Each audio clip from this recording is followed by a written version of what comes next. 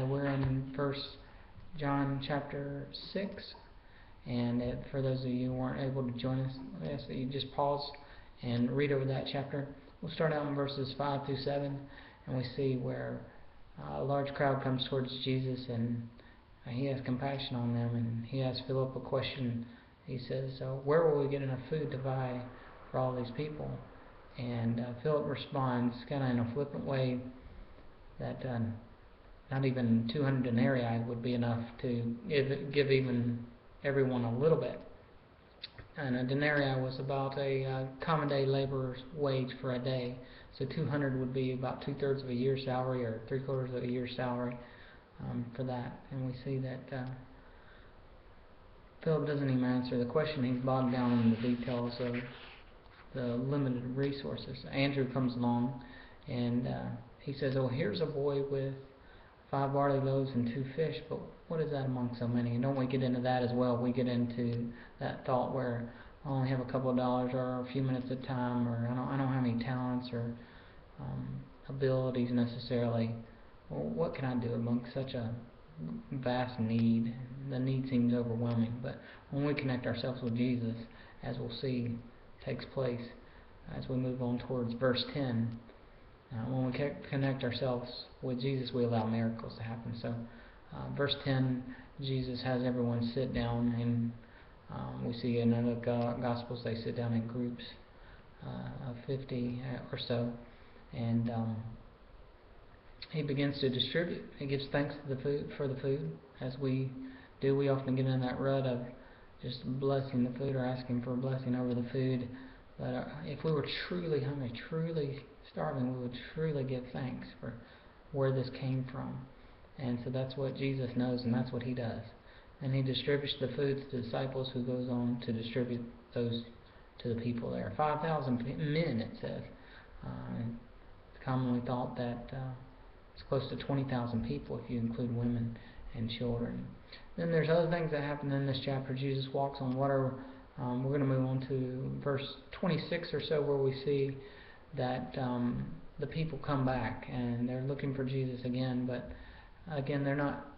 They've likely been around Jesus, or they've heard from close relatives or friends where Jesus has turned water into wine, or he's healed the lame man, or he's healed the royal official's son.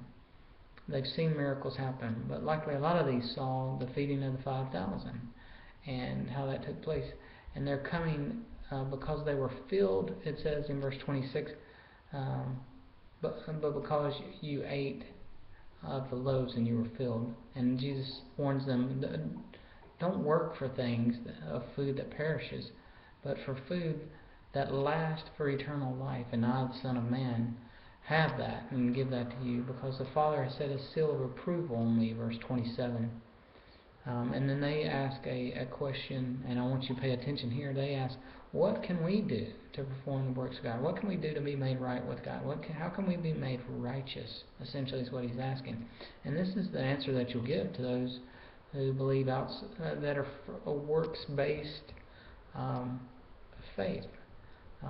If they believe, what can I do to get to God?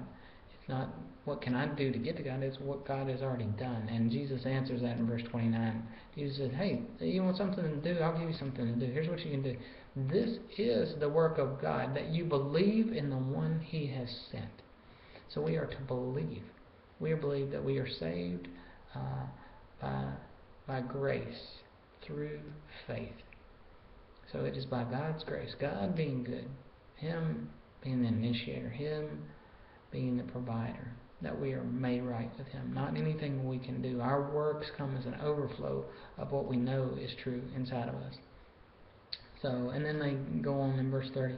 What sign then are you going to do?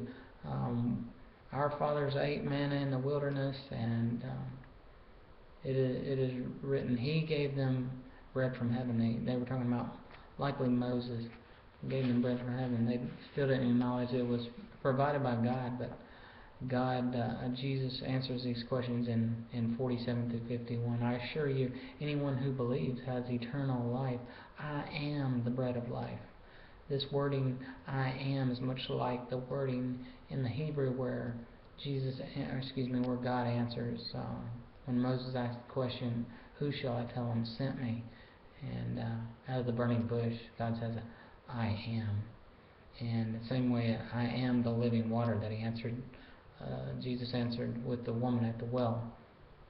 And we see that at the woman at the well, Jesus had a common need, water, with that woman there. And there was a common need for food, or there was a common theme and thought there with the bread, the feeding of the 5,000. Jesus says, "I am the bread of life." And it goes on to some more complex situations later on in that chapter. It says, "You must eat my flesh and drink my blood." What this means is that we must be totally consumed with Christ. We shouldn't leave part of our life out of Christ. When you eat bread, it becomes nutrients to you. It becomes part of who you are. And that's the same thing with our soul. When we consume Christ, when He is all inside of us, then He feeds us, He nurtures us spiritually. We are filled.